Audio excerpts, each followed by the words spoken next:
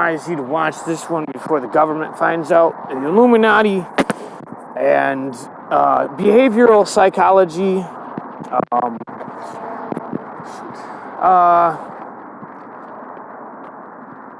Science.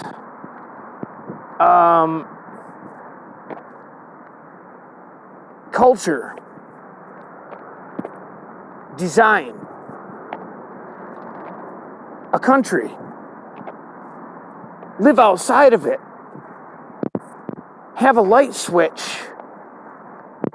Put a computer chip in the people and link them up to an electrical nation. And then just come in and steal the things that make their body love. And then you bind those objects to different things. Now, what if I did some science and I ate your mother, and maybe that was just the beginning of your love, and I bound up my shit with science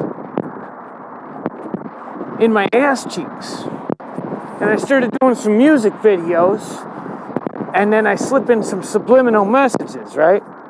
Like a time you had a good memory with your mom eating fudge, and I come to your house and shit in your face.